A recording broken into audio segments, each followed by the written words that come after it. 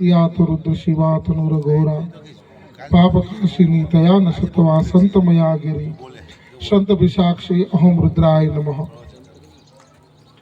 કુંભ મેળામાં જે અવાજ બેસી ગયો હજી સુધી ખુલ્યો નથી, એની યાદી હજી ચાલુ છે. આ સદીની અંદર આપણા બધાએ જેટલા પણ લોકો આપણે અહીંયા બેઠા છીએ એવા અદ્ભુત કુદરતની લીલાઓ આપણે બધાએ જોઈ છે. આપણે સુનામી જોયો, કોરોના જોયો, ભૂકંપ જોયો, એટલી બધી યાતનાઓ અને દુઃખ અને પીડાઓ, વેદનાઓ, આ બધી જ પ્રકારનું આ સદીમાં આપણને કુદરતની લીલાઓનું દર્શન થયું. અને આ સદીના એવું કહેવાય કે હમણાં જ 144 વર્ષે જે મહાયોગ કુંભનો બન્યો એ મહાકુંભને પણ જોયો. સાહેબ, સનાતન ધર્મની આપણી વૈદિક ભારતની વૈદિક સંસ્કૃતિ અને એ વૈદિક સંસ્કૃતિની અંદર કુંભ મેળાનું એક ખૂબ અતિ મહત્વ છે. દર 12 વર્ષે મહાકુંભ થાય છે, 2.5 વર્ષે સિંહસ્થ કુંભ થાય છે, દર 3 વર્ષે કુંભ થાય છે. દર 12 વર્ષે જે મહાકુંભ થાય એવા 12 વર્ષ, એક 12 વર્ષનો કુંભ, એવા 12 વર્ષ 144 વર્ષ થયા. અને એવા 144 વર્ષનો આ યોગ બન્યો. અને યોગની અંદર 60 કરોડ સનાતની લોકોએ સ્નાન કર્યું. તે ખૂબ મોટી ગૌરવની વાત.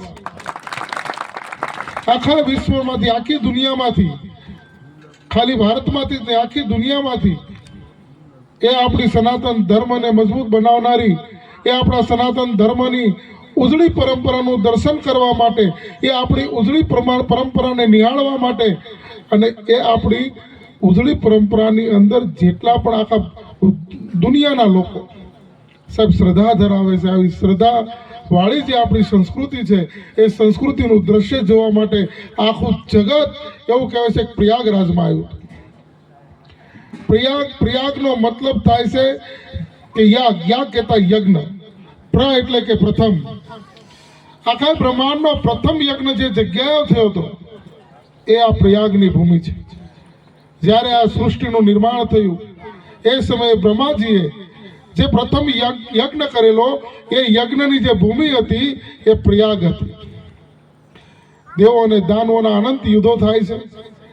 આ યુદ્ધોની અંદર સતત ચિંતામાં રહેલા દેવો મહાદેવ પાસે જાય છે કે પ્રભુ ખબર નહીં ક્યારે પણ, કારણ કે દાવનો આસુરી વૃત્તિ એવી ધરાવે છે કે ક્યારે પણ આવી દગાથી, પ્રપંચથી, કપટથી દેવોને મોટું નુકસાન આપી શકે છે. માટે કોઈ એવો ઉપાય આપો કે જેના કારણે દેવોનો મૃત્યુ ન થાય. મહાદેવે આત્મમંથન કર્યું છે. શું કર્યું હતું? આત્મમંથન.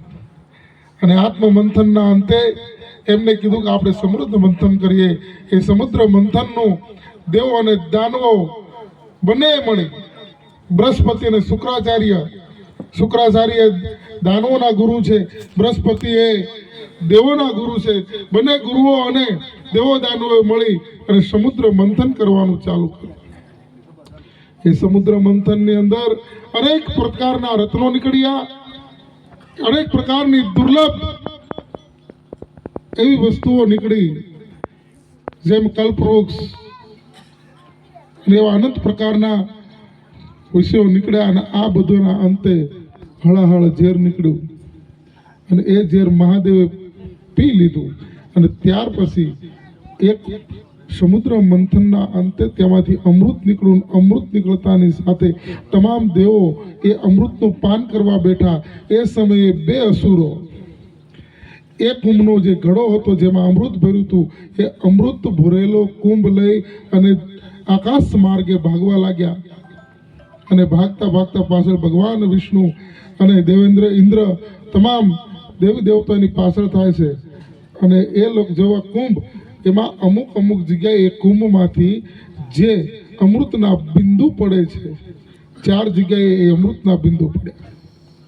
પેલું બિંદુ પ્રયાગમાં પડ્યું, બીજું હરિદ્વારમાં, ત્રીજું શિપ્રા નદી એટલે કે ઉજ્જૈનમાં, અને માં ગોદાવરી નાસિક ત્રંબકેશ્વરમાં આ 4 જગ્યાએ બિંદુ પડ્યું ત્યારથી લઈને અત્યાર સુધી એ 4 જગ્યાએ આ કુંભનું આયોજન થાય છે કે કુંભમાંથી જે અમૃત જે યોગની અંદર જે મહાયોગ ચાલતો યોગની અંદર એ બુંદ પડેલા એ યોગને ધ્યાનમાં રાખી અને આ 4 જગ્યાએ કુંભ મેળો કરવામાં આવે છે. હમણાં જે યોગ બન્યો છે 144 વર્ષનો એમની અંદર મહાકુંભ થયો. આ 2026માં નાસિકમાં કુંભ થશે. ફરી પાછો એ જ યોગ નિર્માણ થાય છે. ત્યાર પછી તરત 28માં ઉજ્જૈનમાં કુંભ થઈ રહ્યો છે. એટલે આવી ભારતની ખૂબ ઝળહળતી આપણી સંસ્કૃતિ છે અને એ સંસ્કૃતિની અંદર અમને સેવા કરવાની તક મળી એટલે અમે પણ ખરેખર અમારી જાતને ઈશ્વરના ઋણી માનીએ છીએ કે આવડી મોટી વ્યવસ્થાઓની વચ્ચે હજારો લાખો કરોડો લોકોની વ્યવસ્થાઓની વચ્ચે અમારે એ સેવા કરવાની ત્યાં તક મળી. હજારો લોકોની ત્યાં અમારાથી જે સેવા થઈ એટલે અમે પણ ભગવાનના ખૂબ ઋણી છીએ. આજે અહીંયા અમારું જે આ નાનું મોટું ધામ બની રહ્યું છે બાલાજીનું ધામ, હનુમાનજી મહારાજનું ધામ, મકરધ્વજ ભગવાનનું ધામ, નારાયણનું ધામ, મહાદેવ શક્તિમાં કાલીનું ધામ જે નિર્માણ થઈ રહ્યું છે. કુંભ મેળામાંથી તો શિવરાત્રી પહેલાં આવી ગયો હતો પણ શિવરાત્રીની તૈયારી કરવાની હોય જવાબદારી હતી એટલે સીધું જુનાગઢ જવાનું થયું. ત્યાર પછી શિવરાત્રી પૂરી કરી અને અહીંયા કુલદીપભાઈ કહે છે કે અમે ન કહીએ ત્યાં સુધી પગ મૂકતા નહીં. ભલે ભાઈ પ્રેમના બંધનમાં બંધાવવું પડે, નહીં મૂકીએ પગ, તમે ન કહો ત્યાં સુધી. અને આજે એ પવિત્ર ધરતી ઉપરથી ત્યાર પછી શિવરાત્રિની સેવા અને અહીંયા આવવાનું થયું. આપ બધાએ ખૂબ સારી રીતે ફરી પાછી અમને કુંભ મેળાની અને શિવરાત્રિની યાદ દિલાવી. આ બધાનો અમે ખૂબ ખૂબ આભાર માનીએ છીએ.